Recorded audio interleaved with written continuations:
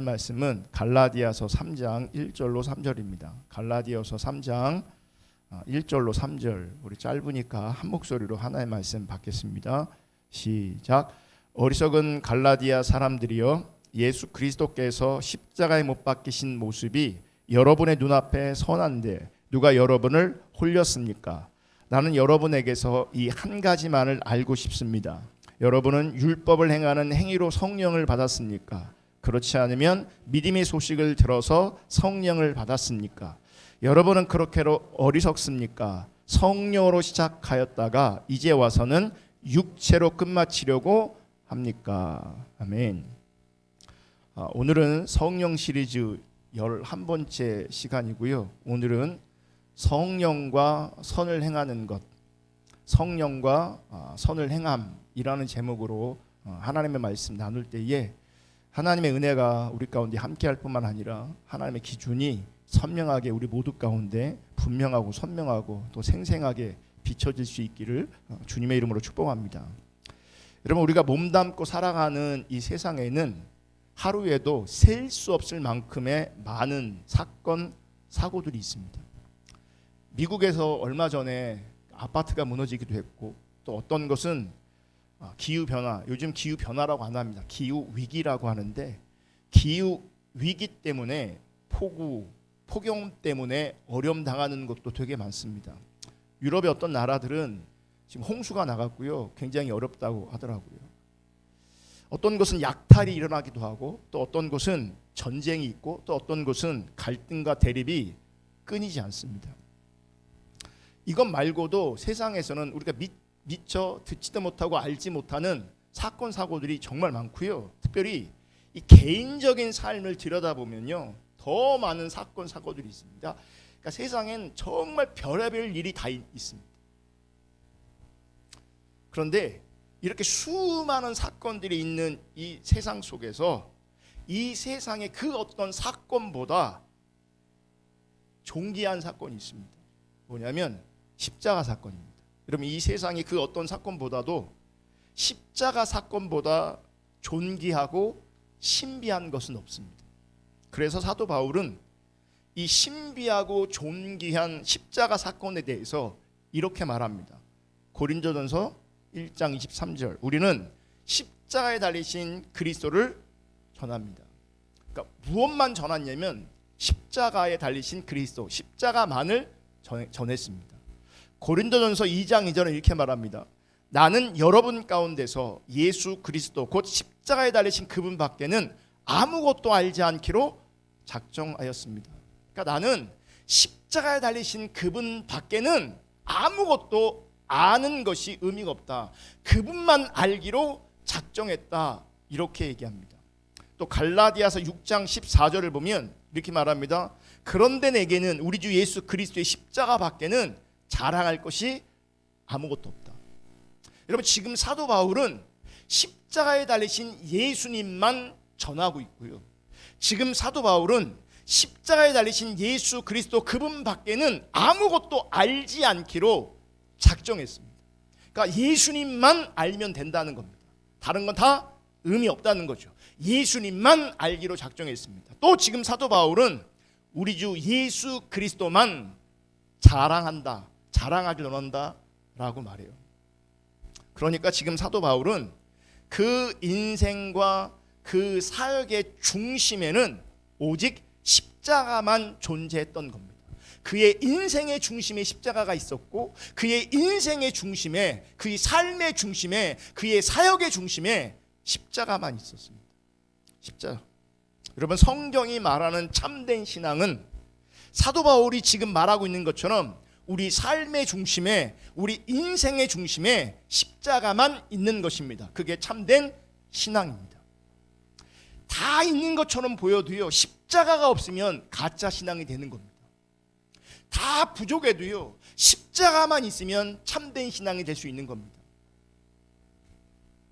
그래서 참된 신앙은 십자가에 달리신 그리스도만 전하고, 참된 신앙은 십자가에 달리신 그리스도만 온전히 알고, 참된 신앙은 십자가에 달리신 그리스도만 자랑하는 십자가 중심의 이 신앙이 성경이 말하는 참된 신앙인 것을 분명히 인식하시고 기억할 수 있기를 주님의 이름으로 축복합니다. 문제는 사단은, 그리고 우리의 타락한 본성은 우리가 오직 십자가 중심으로 사는 것을 원하지 않는다는 겁니다. 여러분, 사단은 당연히 원하지 않겠죠. 문제는 나도 원하지 않는다는 거예요. 우리 인간의 본성이 십자가 중심으로 사는 것을, 내가, 우리의 타락한 본성이, 우리의 부패한 본성이 사실은 원하지 않습니다. 그래서 사단은 신자로 하여금 인생의 의미를 십자가가 아닌 다른 것에 두도록 우리를 유혹합니다. 그리고 우리 타락한 본성은 그 사단의 유혹에 쉽게 넘어갑니다. 그래서 십자가를 알되 십자가는 그저 구원의 용도로만 여기게 되는 거죠. 그냥 십자가는 천국 가는 용도로 여기게 되는 겁니다. 그리고 세상을 사는 인생의 의미는 십자가가 아닌 다른 데 있음을 바라보게 합니다. 그러니까 신앙생활 못하게 하는 게 아니에요. 교회 못 다니게 하는 게 아니에요. 교회 다녀라. 신앙생활 해라. 너 믿으면 구원을 받는다. 십자가로 말미암아 구원을 받는다. 십자가로 말미암아 천국은 갈 수 있다 라고 말하고 그것을 받아들이기는 하지만, 문제는 우리 삶의 중심이 십자가가 아니라 내 삶의 중심에 다른 것이 있게 하고, 다른 것을 바라보게 하고, 다른 것을 따라가게 하는 거예요. 그러니까 십자가를 말하되 십자가가 전부가 아닌 인생을 살게 하는 겁니다. 십자가를 부정하는 게 아니고요, 십자가를 부인하는 게 아니고요, 십자가를 분명히 말하게 하지만 십자가가 전부가 아닌 인생을 살아가게 하는 거죠. 이게 사단의 유혹입니다. 그리고 우리 타락한 본성은요, 십자가를 말하되 십자가가 전부가 아닌 인생을 우리 타락한 본성은 더 원합니다. 이런 사탄의 유혹에 의해서, 그래서 입술로는 십자가를 말하지만 인생은 십자가와는 전혀 상관없는 다른 길로 가는 사람들이 여러분 교회 안에 차고 넘쳐나고 있습니다. 오늘날 우리 시대. 여러분, 유혹에 넘어간 그 자리, 여러분 생각해 보세요. 사단은 유혹합니다. 십자가만 중심 삼지 않고 십자가가 전부 아닌 인생을 살아가게 합니다. 그러니까 십자가 말고 다른 것 바라보게 하고 다른 것 추구하게 만듭니다. 그렇게 유혹에 넘어가는데요, 여러분 유혹에 넘어간 그 자리 유쾌할 수 있습니다. 행복할 수 있습니다. 스스로 만족도가 굉장히 높을 수 있습니다. 문제는 결국은 망한다는 거죠. 왜냐하면 그게 참된 신앙이 아니니까, 그게 참된 인생이 아니니까. 여러분 사기 당해 보셨나요? 사기 당할 때 어떻게 당합니까? 저는 안 당해봐서 모르는데, 여러분 사기라는 부정적 이미지로 우리 가운데 다가오지 않습니다. 사기가 무섭게 다가오는 게 아니고요, 사기가 더럽게 다가오는 게 아니고요, 사기가 혐오스럽게 다가오는 게 아닙니다. 여러분 무섭게 다가온다면, 더럽게 다가온다면, 혐오스럽게 다가온다면 누가 사기를 당하겠습니까? 어떤 사람이 사기를 당하겠냐고요. 사기를 당해보신 분은 분명히 알겠지만 사기를 당하는 그 순간만큼은요 행복합니다. 만족합니다. 왜요? 기대하게 하거든요. 기대하게 합니다. 더 많이 가질 수 있어. 더 많이 누릴 수 있어. 엄청난 혜택이 있어. 큰 이윤이 남아. 뭐예요? 기대하게 한다니까요. 그 기대를 가지고요 행복하게 한다니까요. 만족하게 한다니까요. 그런데 결국 망하잖아요. 결국 손해를 보잖아요. 여러분 바라기는요, 사단에게 속지 않기를 주님의 이름으로 축복합니다. 이 타락한 자에게 끌려다니지 않기를, 이 타락한 자에 속지 않기를 예수님의 이름으로 축복합니다. 지금 만족하고 지금 즐겁고 지금 행복한 것에 만족하지 않기를 주님의 이름으로 축복합니다. 여러분 하나님 떠난 자리, 하나님 없는 자리 만족할 수 있다니까요. 육체가 하나님 없는 자리에 기뻐할 수 있다니까요. 하나님 없는 자리에 즐거워할 수 있다니까요. 근데 문제는 배후에 하나님이 계신 게 아니기 때문에 망한다니까요. 망한다니까요. 제가 십자가 복음과 내적 치유로 우리를 지금 같이 읽어 나가면서 어떤 그룹, 어떤 모임에 이미 말씀을 드렸는데, 여러분, 하나님과 친밀함의 문제는요, 감정의 문제가 아닙니다. 하나님과 친밀함의 문제는요, 이론의 문제가 아닙니다. 하나님과 친밀함의 문제는요, 영적 분별력으로 나타나는 겁니다. 영적 분별력으로. 여러분, 이 분별력이 있을 때 하나님의 기준과 뜻을 분명하게 볼 수 있습니다. 하나님이 기뻐하시는 것이 무엇인지를 분별할 수 있습니다. 하나님이 원하시는 게 뭔지를 분별할 수 있습니다. 진짜와 가짜를 분별할 수 있습니다. 그래서 이 분별력이 있을 때 성숙하다라고 말할 수 있고요, 이 분별력이 있을 때 그 사람이 정말 하나님과 친밀하구나라고 말할 수 있습니다. 감정이 아닙니다. 감정이, 이론이 아닙니다. 오늘 본문 1절을 보면 이렇게 말씀하세요. 1절, 어리석은 갈라디아 사람들이여, 예수 그리스도께서 십자가에 못 박히신 모습이 여러분의 눈앞에 선한데 누가 여러분을 홀렸습니까? 꼬셨습니까? 이거잖아요. 여러분, 지금 사도 바울이 갈라디아 교인들에게 이 말을 할 때는 십자가 사건이 있은 지 벌써 수년, 수십 년이 지난 후입니다. 시간이 한참 꽤나 흘러간 시간입니다. 여러분, 어떤 사건이든 발생한 지 수십 년이 지나면 사람들의 기억에서 그 사건이 희미해집니다. 당연하죠.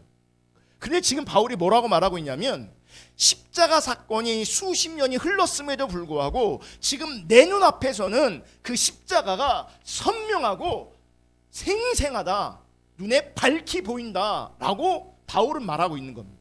여러분, 신기한 것은요, 지금은 십자가 사건이 있은 후 수십 년이 아니라 수백 년이 아니라 2000년이라는 시간이 흘러버렸어요. 그 십자가 사건을 기점으로 해서 수십 년도 아니고 수백 년도 아니고요, 2000년이라는 어마무시한 시간이 흘렀습니다. 그런데 보세요, 이렇게 시간이 흘렀음에도 불구하고 어떤 이들에게는 이 십자가가 눈앞에 생생하게, 눈앞에 선하게 보이는 사람들이 있어요. 여러분, 십자가 사건은 이렇게 수백 년, 수천 년이 지난다고 해도 오늘 내게 일어난 생생한 사건으로 다가올 수 있습니다. 이게 십자가의 신비인 겁니다. 여러분, 그 어떤 사건도요, 오늘처럼 직면되지 않거든요. 그러니까 한 시점에서 뭔가 경험되어졌으면 시간이 가면 그 사건과 나는 점점 멀어지는 거잖아요. 과거가 되는 거예요. 시간이 흘러가면 흘러갈수록 점점점 멀어지는 겁니다. 그래서 기억에서 잊혀지는 겁니다. 그런데 십자가는 신비스러워서, 십자가는 신비해서 2000년 전의 사건이 어떤 이들에게는 지금 내가 직면하는 사건이 될 수 있어요. 지금 내 눈앞에 시퍼렇게 살아있는, 생생하게 살아있는, 선하게 살아있는 그런 사건일 수 있어요. 여러분, 그런 은혜가 여러분 가운데 있기를 주님의 이름으로 축복합니다. 지금 사도 바울은 예수 그리스도께서 십자가에 못 박히신 그 모습이 눈앞에 선하다라고 말하고 있습니다. 따라서 여러분, 십자가 사건은요, 과거를 회상하듯이 묵상하는 차원의 사건이 되면 안 됩니다. 과거에 했던 어떤 사건을 기억하는 방식이 되면 안 됩니다. 십자가 사건은요, 오늘도 살아있는 겁니다. 그래서 우리가 주님을 따라갈 때에, 주님을 찾을 때에 매일 십자가 앞으로 가야 되는 겁니다. 매일 그 십자가 사건이 우리 가운데 살아있어야 되는 겁니다. 2000년 전의 사건이 아니라, 내가 처음 예수 믿을 때 사건이 아니라, 내 상태 좋은 어제의 사건이 아니라 매일매일 십자가 앞에 나아갈 수 있는, 그래서 십자가가 살아있는 그런 은혜가 우리 가운데 있기를 예수님의 이름으로 축복합니다. 근데 오늘 그 십자가를 놓쳐버리면요, 뭐예요? 과거가 되는 겁니다. 놓쳐버린 자리에서 또 그렇게 시간이 가면요, 정말 나는 십자가랑 점점점 멀어지는 겁니다. 십자가는 매일 가야 돼요. 아멘. 문제는 어떤 이들에게는 이 십자가 사건이 지금 내 앞에 있는 것처럼 분명하고 생생한데, 또 어떤 이들에게는 희미하다는 겁니다. 그러니까 바울 앞에는 그 십자가가 너무나 선명한데, 생생한데, 이 갈라디아 교인들은요, 그 십자가가 생생하지 않은 거예요. 조금 전에 지금 여기 모니터에 있는 스크린에 있는 갈라디아 3장 1절을 보시면서 제가 공동 번역으로 다시 한번 읽어드릴게요. 갈라디아 사람들이요, 왜 이렇게 어리석습니까? 자, 어리석다고 말하는 이유가 뭐겠습니까? 그 십자가가 심해진 겁니다. 십자가가 생생하지 않은 겁니다. 그래서 어리석다라고 말하는 거예요. 십자가에 달리신 예수 그리스도의 모습이 여러분 눈앞에 생생하게 나타나 있는데 누가 여러분을 미혹했단 말입니까? 이게 무슨 말입니까? 십자가 사건은 생생한데 여러분에게도 그 십자가 생생하게 나타났었는데 왜 지금 미혹을 당합니까? 누군가가 왜 여러분들을 홀렸습니까? 이 얘기 뭡니까? 희미하다는 얘기예요. 선명하지 않다는 얘기예요. 그렇게 선명했던 십자가, 그렇게 생생했던 그 십자가 사건이 지금은 미혹당함으로 말미암아 심해진 겁니다. 그래서 어리석다고 말한 겁니다. 그러니까 영적으로는요, 십자가를 잃어버린 그 상태가 어리석은 상태가 돼요. 세상적으로 아무리 똑똑해도요, 아무리 지혜롭게 보여도요, 십자가를 잃어버린 사람이 있다면, 십자가를 놓쳐버린 사람이 있다면 하나님 관점에서 미련한 겁니다. 그리고 그것은 어리석은 겁니다. 그럼 왜 갈라디아 교인들이 이렇게 됐을까? 여러분, 지금 사도 바울이 갈라디아서를 기록할 당시 기독교는요, 유대교에서 완전히 분리되고 완전히 독립된 상태가 아닙니다. 지금은 그러니까 유대교와 섞여 있어요. 가치관도 신앙관도 섞여 있는 거죠. 그러니까 복음을 받아들인 많은 사람들이 누구였냐면 그 시대 유대인들이었어요. 왜냐하면 복음을 전한 사람이 유대인이었기 때문에 그건 당연한 거죠. 그리고 이 유대인들은요, 뭘 중요하게 여기냐면 율법을 중요하게 여겼어요. 그리고 율법을 전통시했어요. 율법을. 그러니까 비록 복음은 받아들였음에도 불구하고 유대교 전통인 그 율법에서는 완전히 벗어난 상태가 아니었던 겁니다. 때문에 이 초기 기독교에는요, 예수를 믿은 이후에도 여전히 율법을 주장하는 사람들이 있었습니다. 그런데 바울이 갈라디아 교회를 떠난 후에 율법을 주장하는 사람들이 갈라디아 교회 리더로 들어오게 된 거죠. 그들은 이렇게 얘기하는 겁니다. 믿는 거 중요하다. 믿는 거 정말 중요하다. 그런데 그 믿는 것만으로 다 되는 게 아니다. 믿음으로만 되는 게 아니고 행함이 있어야 된다. 행함. 그래서 뭘 강조합니까? 행함을 강조하기 시작합니다. 다시 말하면 율법을 강조하기 시작합니다. 여러분, 이런 신앙의 이해를 전문 용어로 율법주의라고 하는 겁니다. 배웠죠? 믿어요. 십자가를 믿어요. 예수를 믿어요. 그런데 그것만 가지고 되는 게 아니라 행함이 있어야 된다. 율법을 지켜야 된다. 이런 신앙의 이해가 뭐예요? 왜곡된 신앙의 이해이고요. 전문 용어로 율법주의라고 하는 겁니다. 여러분, 이렇게 거짓 교사, 즉 율법주의자들의 잘못된 가르침으로 말미암아 교회에서 바울이 전한 십자가 복음만으로는 안 되고 이제 행하고 실천하는 것이 있어야 참된 신앙이라고 여기는 사람들이 생겨나기 시작한 겁니다. 그러니까 바울이 전한 복음이 맞지만 그 복음만으로는 가능하지 않다. 다 되는 게 아니다. 실천해야 되고 행해야 된다.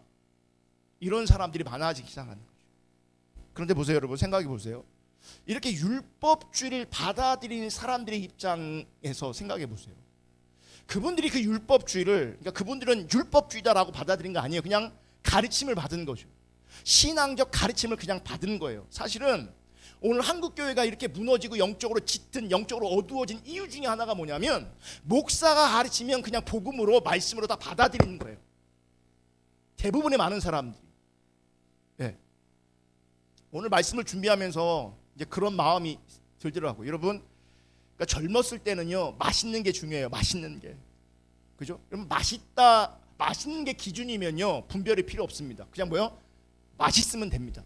뭘 먹어도, 어떤 걸 먹어도 중요한 건 맛이에요. 근데 보세요. 몸에 좋은 것이라는 기준이 생기면, 맛이 아니라 몸에 좋은 것이라는 기준이 생기면 그때부터 뭐 해야 합니까? 분별해야 합니다. 반드시 분별의 영역이 들어갑니다. 맛있어도 몸에 안 좋은 게 얼마든지 많잖아요. 그러니까 맛있냐 몸에 좋으냐, 그러니까 그러니까 맛있는 것만 추구하면 분별이 필요 없지만 몸에 좋은 것을 추구하면 반드시 분별해야 되는 것처럼, 여러분 우리 시대에 은혜가 되냐라고, 그러니까 은혜가 되냐라고 접근하면요, 뭐야, 분별이 필요 없어요. 그냥 내 마음에 좋으면 돼. 근데 건강하냐, 몸이 좋으냐, 하나님 앞에 합당하냐라는 방식의 기준이 생기면요, 반드시 뭐 해야 되는지 아세요? 분별해야 돼요. 분별해야 돼요. 근데 우리 한국교회 문제가 뭔지 아세요? 이 분별력이 없어요. 그런 기준이 없어요. 그렇게 훈련 받은 적이 없어요. 무조건 은혜만 받으라 그래갖고 좋으면 땡큐. 여러분, 이 율법주의자들, 그 당시 율법주의자들의 가르침을 받은 사람들도 그냥 그런 가르침을 받은 거예요. 어떤 의도로 그들은 그런 가르침을 수용했을까? 전하는 자도 마찬가지인데, 여러분 갈라디아서 1장에 보면요, 사도 바울은 그 다른 복음을 전하면, 율법주의를 전하면 너희가 저주를 받을 것이라고요 강력하게 경고하고 있어요. 심각하게 경고하고 있어요. 그러니까 엄청난 사건이 지금 벌어지고 있는 거잖아요.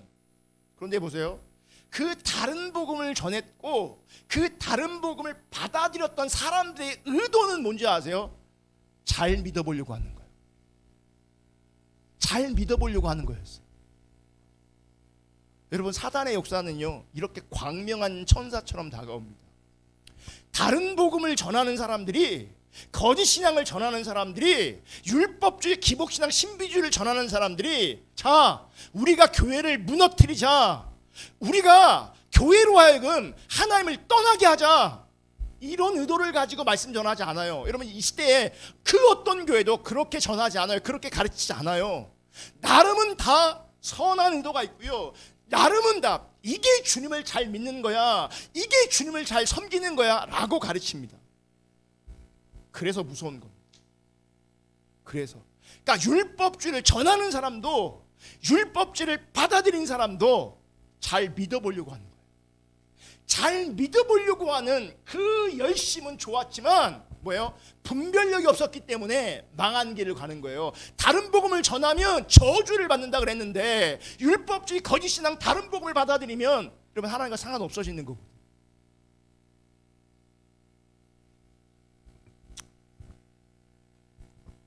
잘 믿고 싶다. 여러분, 잘 믿고 싶다라는 그 개념 안에는요 지금은 부족하다라는 생각이 있는 거예요. 지금 부족하다. 그럼 뭔가 달라질 필요가 있다라고 생각하는 거예요. 그럼 뭐가 부족할까? 뭐가 달라져야 될까? 그러다가 참된 신앙은 믿음만으로 되는 게 아니야. 행함이 있어야 돼. 실천이 있어야 돼. 이렇게 연결되는 거죠. 그래서 자연스럽게 예수를 믿어야 되지만, 예수를 믿는 게 너무너무 중요하지만 율법도 지켜야 구원받을 수 있어. 이렇게 연결이 되고 이렇게 정리가 되는 거죠. 그리고 이 말이, 이 주장이, 이 가르침이 사람들에게 영향력을 가지는 겁니다. 그러면서 복음에서 떠나고요, 주님에게서 떠나고 은혜에서 떠나게 되는 거예요. 그러니까 잘 믿으려고 하다가 다른 복음으로 변질되고 율법주의자, 거짓 신앙 체계를 추구하는 자가 되는 겁니다. 여러분, 사람들이, 이 갈라디아 교회 사람들이 이렇게 율법에 귀를 기울인 이유는 자기들이요 의로운 인간으로 격상되는 것에 관심이 있었기 때문에. 뭐가 부족하다, 이 부족함을, 왜 부족함을 느낀 줄 아십니까? 내가 더 의로운 사람이 되고 싶은 거예요. 더 인정받는 모습이 되고 싶은 거예요. 그래서 여러분, 다른 복음을 따라가는 것이 보이기에는 나쁘게 보이지 않습니다. 도리어 선하게 보이기까지 합니다. 그래서 이 율법주의 가운데 있는 사람들은요 자기들이 신앙생활을 잘하고 있다고 스스로 착각하고 그렇게 생각할 수도 있습니다. 선하게 보이니까. 여러분, 율법의 효능이라는 게 있어요. 율법의 효능. 그래서 율법을 잘 지키면, 율법을 잘 지키는 그 인간은 경건한 자로 보입니다. 의로운 자로 보입니다. 그게 율법을 지킴으로 말미암은 효능인 겁니다. 그래서 그 율법을 지켜내면서 나는 거룩한 사람이다, 나는 경건한 사람이다, 나는 의로운 사람이다, 나는 신앙생활 잘하는 사람이다 라고 하는 것이 부각되는 거죠. 그리고 그 부각을 원하는 겁니다. 그래서 열심히 기도하고 선을 실천하려고 애를 쓰는 그 모든 수고와 노력은 어떤 평가로 돌아오는지 아십니까? 신앙이 좋다라는 평가가 들어옵니다. 열심히 말씀 보고 열심히 기도하고 어떤 선을 행하려고 애쓰고 힘쓰는 그 모습을 사람들은 어떻게 평가하냐면 신앙이 참 좋다, 신앙이 참 훌륭하다. 오히려 가만히 있는 사람한테는요 그런 말 하지 않습니다. 오히려 가만히 있으면 신앙이 나태하다 라고 말해요. 저는요 더 심각한 신앙이 나태한 신앙이라고 생각해요. 그러니까 열심히 있는 그 자리에서 스스로 만족하는 그 자리에서 하나님 빚으셔서 하나님 그 인생에 개입하셔서 그게 거짓 신앙인 게 깨어지고 그럼 참 신앙으로 전환될 수 있는 가능성이라도 있는데요, 아무것도 안 하는 사람은요 사실 아무런 일도 벌어지지 않습니다. 그러니까 열심히 하는 것도 때로는 많이 왜곡되지만 가만히 있으면요 거기는 왜곡도 아니고 그냥 아무것도 안 됩니다. 아무것도 안 됩니다. 여러분, 하나님께 열심을 얘기를 축복합니다. 근데 그 열심은 좀 따져봐야겠지만 가만히 있는 것보다는요 열심이 훨씬 더 낫습니다. 그러므로 인간의 가치를 이 격상시키는 데는요 율법을 실천하고 율법을 행하는 것이 최선입니다. 그러니까 내가 인정받는 것, 내가 높아지는 것은요 뭘로 가능하냐면 율법을 실천하고 행하는 것. 그래서 내 신앙이 격상되는 거예요. 보세요, 내가 오늘 기도를 6시간이나 했어. 그러면 주변에 어떻게 말은 안 해도 우와 이렇게 된다니까요. 이렇게 돼요. 쫄려 나는. 자, 내가 오늘 성경을 30장 50장이나 봤어. 그러면 그렇지 못한 사람들은 어떻게 되는 줄 아세요? 기가 죽어요. 기도 많이 하는 것이 뭐가 내가 격상되는 거예요. 영적으로 성경 많이 읽는 것이 격상되는 거죠. 그게 율법의 실천, 율법의 행함으로 말미암아 주어지는 효능이라니까요. 그러니까 나를 격상시킬 때 여러분 이렇게 종교적 열심을 많이 내면요 옆에 있는 사람들이요 주변에 있는 사람들이 대단하다라고. 제가 고등학교 1학년 때 처음 일주일 금식을 했는데 학교에서 너 지난주에 왜 학교 안 왔냐. 그때는 이제 방학 때도 보충 수업이 있잖아요. 방학 때도 학교 가는 시기인데 저는 안 가고 일주일 기도원 갔어요. 그 다음 주에 너 왜 안 왔냐. 그 내가 그랬어요. 뭐 다른 생각 없이 나 일주일 금식하고 왔다. 기도원 가서. 그랬더니 일주일이나 대단하게 보이는 거죠. 근데 여러분 그런 시선에 맞들리면요 뭐 하는지 알아요? 계속 금식하려고 합니다. 나를 그쪽으로 이렇게 어필하려고 하는 거죠. 내가 대단한 것이냐, 뭐가 있는 것이냐. 그러면 자꾸 얘기해요. 내가 금식했는데 뭐 기도 몇 시간 했는데. 기도했다 그러면 되지 왜 몇 시간 했다 그래. 기도했다 그러면 되지 왜 금식했다 그래. 그러니까 티를 낸다니까요. 율법을 행함으로, 율법을 실천함으로 말미암아. 그러니까 믿음만으로는 안 될 것 같은 착각과 불안에 사로잡히는 거예요. 이렇게 분별력을 잃어버린 상태에서 눈앞에 선하게, 눈앞에 분명하게, 눈앞에 생생하게 보이는 예수님의 십자가를 보지 않고 자기를 바라보게 하는 유혹의 꾀임에 넘어가는 거죠. 여러분, 오늘날 한국교회에 이런저런 문제가 계속 발생하고 있습니다. 여러 가지 일로 시끄러울 때 이렇게 진단하는 분이 있습니다. 한국교회 왜 이렇게 문제가 많은가? 그것은 한국교회가 십자가만 주장하고, 다시 말하면 믿음만 주장하고 믿음만 가르치고 행함을 가르치지 않았기 때문이다. 그래서 문제가 많다. 이런 진단 들어보셨나요? 안 들어봤나요? 이런 진단이요 굉장히 그럴듯하게 들리고요 사실은 틀린 말도 아니에요. 옳은 말일 수가 있어요. 제가 옳은 말일 수 있다라고 말하는 그 이유는 틀릴 수도 있기 때문에 그래요. 표현은 맞지만 중심에서 달라질 수 있기 때문에 그래요. 여러분, 교회됨을 우리가 어떻게 세워야 될까? 교회를 생각할 때 교회됨의 의미를 아무로 없는 것으로 여겨야 될까? 아무런 문제가 없는 것. 지금 진단을 왜 합니까? 문제가 많기 때문에 진단을 하는 거잖아요. 그 진단을 어떻게 했어요? 믿음만 가르쳐서 그렇다. 행함을 가르치지 않아서 그렇다. 여러분, 이런 가르침, 이런 진단의 배후에는요, 교회는 온전해야 된다, 다시 말하면 문제가 없어야 된다라고 하는 전제가 깔리는 겁니다. 그럼 어떻게 해요? 문제가 없으려면 성도들이 서로 사랑해야 돼. 사랑해야 돼. 그죠? 그러면 교회가 되는 것처럼 보이는 거죠. 또 이 교회의 교회됨을 위해서 행함을 강조하고 실천을 강조해요.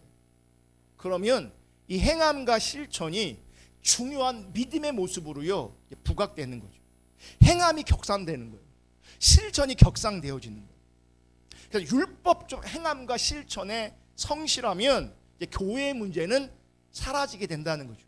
그래서 우리가 사랑을 실천하고 서로 선행을 실천하고 이렇게 실천하고 행하면 교회의 문제가 사라진다는 거죠. 우리가 그걸 안 가르치고 믿음만 가르쳤기 때문에 교회에 온갖 문제가 있다라고 하는 거죠.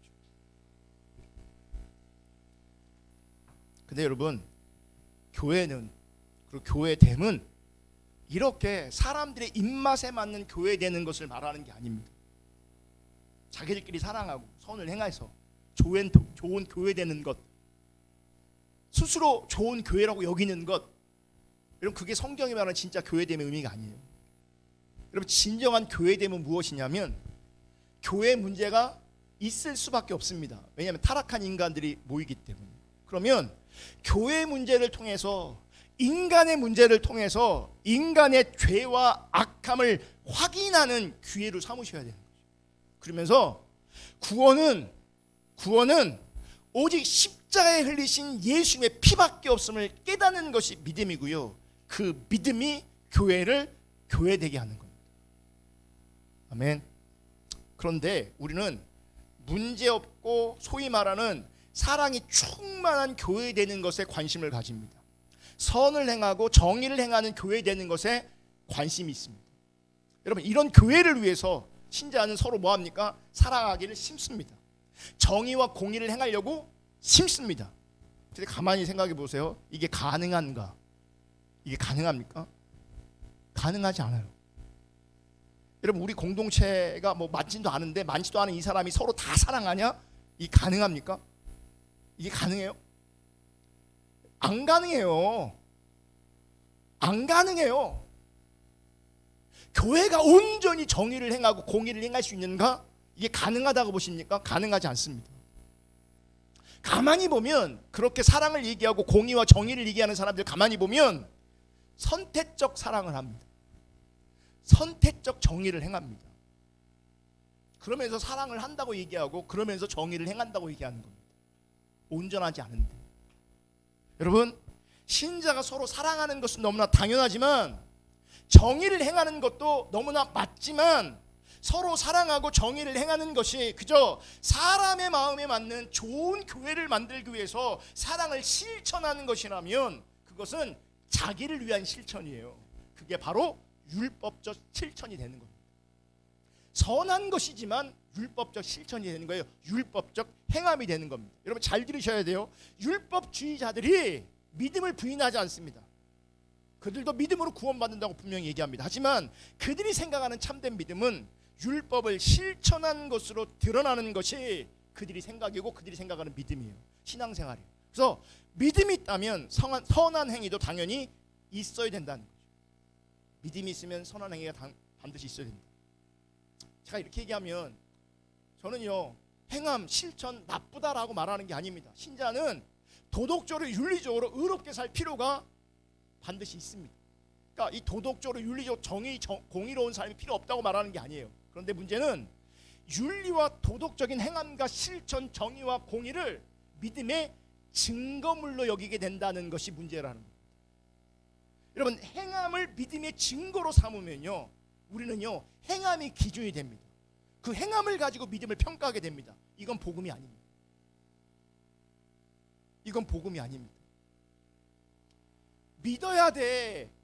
근데 행함도 있어야 돼. 실천해야 돼. 라고 해서 이 실천과 행함이 믿음의 증거물로 작동하면 사람들의 관심은 복음에 있지 않고 믿음에 있지 않고요. 어디인 줄 아세요? 행함으로 넘어가게 돼 있어요. 실천으로 넘어가게 돼 있어요. 이게 신앙의 왜곡이 되는 거예요. 여러분 아까도 말해 사기치는 사람들이 더럽게 어렵게 뭐 이렇게 다가오는 게 아니라고요. 그러니까 행함을 집중하게 되면 우리가 더 거룩해진 것처럼 보여요. 더 온전해진 것처럼 보여요. 그럼에도 불구하고요, 성경은 율법주의를 복음에서 떠나게 하는 것, 하나님에게서 떠나게 하는 것, 은혜에서 끊어지게 하는 거라고 분명히 말하고 있어요. 그러면 그 행함의 자리에 좋은 건 누구만 좋은지 아십니까? 자기만 좋은 겁니다. 자기만 좋은, 사람들의 칭찬, 사람들의 인정. 그러면 신자는 이 선을 행하는 부분, 이 행함을 어떻게 이해해야 될까? 자, 갈라디아서 6장 7절부터 10절을 볼게요. 자기를 속이지 마십시오. 하나님은 조롱을 받으실 분이 아니십니다. 사람은 무엇을 심든지 심은 대로 거둘 것입니다. 자기 육체에다 심는 사람은 육체에서 썩을 것을 거두고, 성령에다 심는 사람은 성령에게서 영생을 거둘 것입니다. 선한 일을 하다가 낙심하지 맙시다. 지쳐서 넘어지지 아니하면 때가 이를 때 거두게 될 것입니다. 그러므로 교회가 있는 동안에 모든 사람에게 선한 일을 합시다. 특히 믿음의 식구들에게는 더욱 그렇게 합시다. 말씀에 보면 바울도 뭐라고 말하냐면 행할 것을 말해요. 선을 행하라고 분명히 뭐예요? 말하고 있잖아요. 지금 바울의 이 말을 겉으로 보면 선한 일을 행할 것을 강조하는 것처럼 분명히 들립니다. 그런데 바울이 말하는 바는요, 우리가 생각하는 윤리와 도덕, 공의와 정의를 실천하라고 말하는 게 아닙니다. 여러분 지금 사도 바울은 8절 다시 한번 보시면 8절, 자기 육체에다 심는 사람은 육체에 썩을 것을 거두고 성령에다 심는 사람은 성령에게서 뭘 거둬요? 영생을 거둔대요. 여러분 이 말씀을 잘 묵상하시면요, 육체에다 심는 사람은 뭐예요? 결국에는 썩을 것을 거두어요. 여러분 이걸 기억할 수 있기를 예수님이 축복합니다. 육체에 아무리 심어도요 썩을 것이에요. 의미가 없다고요. 의미가 없어요. 그래서 성령에다 심는 사람은 성령에게서 뭘 거둬요? 생명, 영생을 거둔다. 여러분 사람들이 추구하는 것들은요 결국 다 썩어질 것들이에요. 의미 없는 것들이에요. 결국은 다 생명이 그 속에서 주어지지 않아요. 성령에게 심어야, 성령으로 심어야 그것이 생명이 돼요.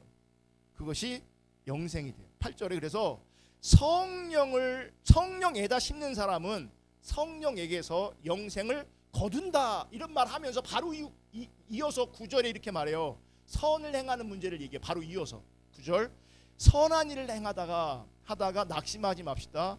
지쳐서 넘어지지 아니하면 때가 이를 때 거두게 될 것입니다. 여러분 지금 사도 바울의 이 말은요 8절 9절을 연결해서 보면 선한 일을 행하는 것은 인간의 도덕과 윤리, 실천, 정의와 공의로 보는 것이 아니라 성령이 함께하는 결과로 선한 일을 행하는 것을 연결시키는 거예요.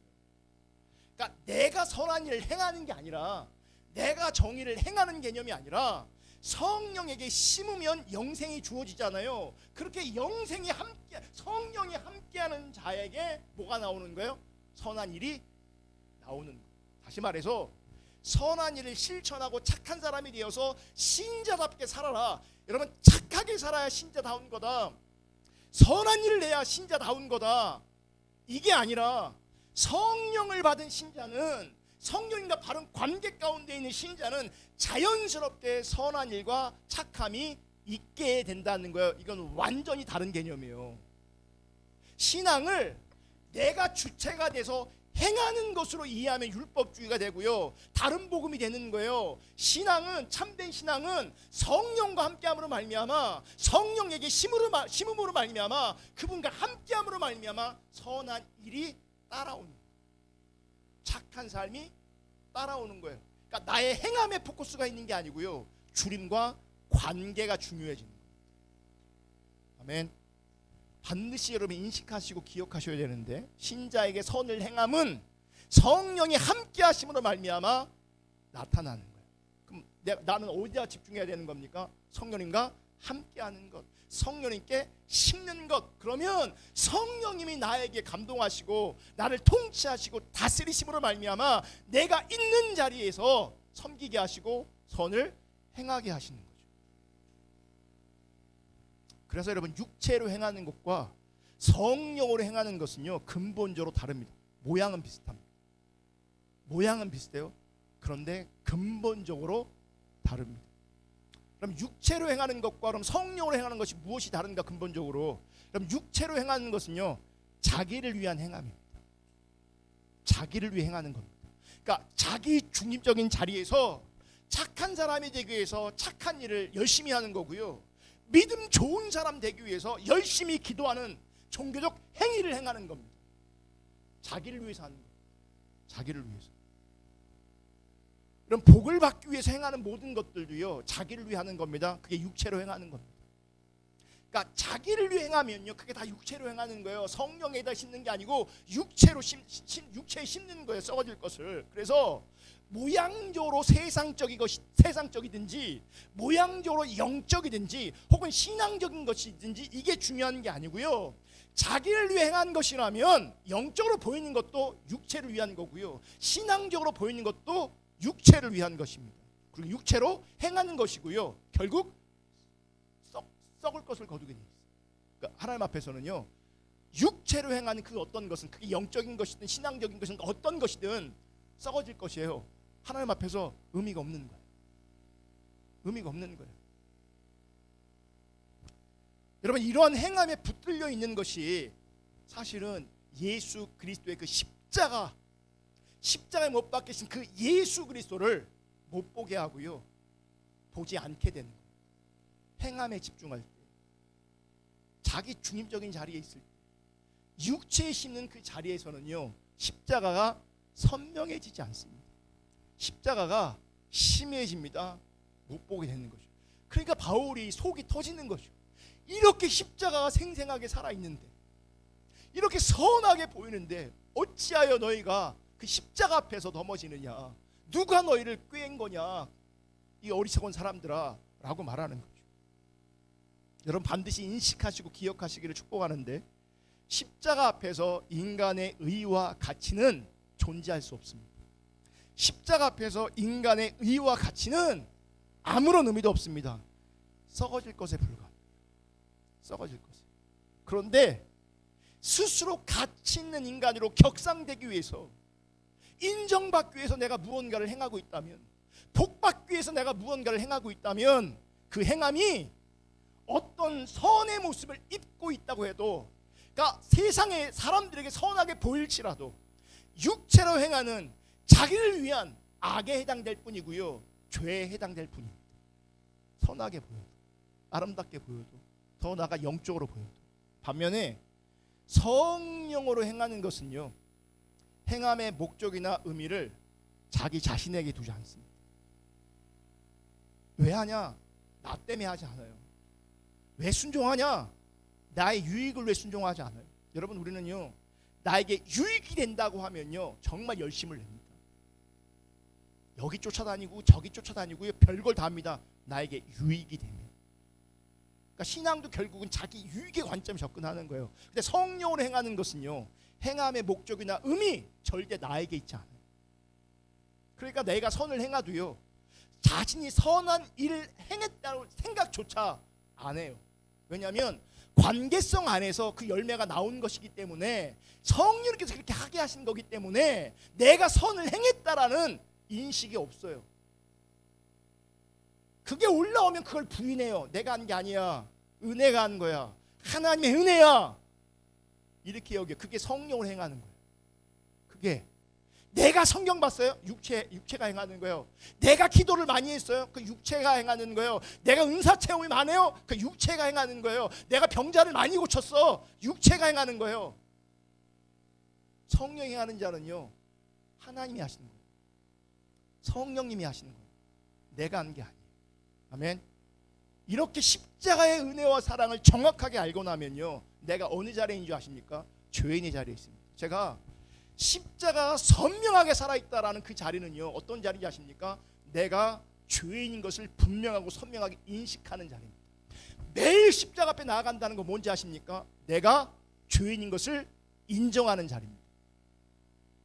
뭐만 남아요? 내가 정말 죄인이기 때문에, 정말 타락한 존재이기 때문에 나에게 남는 것은요, 그분의 은혜, 그분의 사랑, 십자가밖에 없는 겁니다. 그래서 그 은혜와 사랑 앞에, 그 은혜와 사랑을 알고 나니 내가 죄인의 자리에서 관계하게 되는 거죠. 우리 지체들도 관계하고 이웃들을 만나게 되는 거죠. 그럼 보세요, 죄인의 자리에서 사람들을 만나면요, 그 자리에서 내가 갑질하지 않습니다. 그 자리에서 누군가를 내가 차별할 수 없습니다. 죄인인 내가 누군가를 어떻게 차별합니까? 죄인인 내가 어떻게 갑질을 합니까? 갑질하는 사람이 있다면, 차별하는 사람이 있다면, 누군가를 혐오하는 사람이 있다면 그건 자기가 의로운 자리에 있기 때문에 그러는 거예요. 이 차별 없는 사랑, 이런 선한 일은요, 성령 안에서 자연스럽게 나타나는 거예요. 다른 사람을 의식하지도 않고 자기 행함에 대해 좋은 평가를 받고자 하지도 않습니다. 사람들에게 인정받으려고 하지도 않습니다. 여러분, 신자가 십자가 사랑으로, 십자가의 은혜로 깊이 들어가는 것이 진정한 성령의 체험이라고 제가 지난주에 나누었습니다. 진짜 성령 체험은요, 십자가 앞으로 나아가는 겁니다. 십자가를 체험하는 게 진짜 성령 체험하는 겁니다.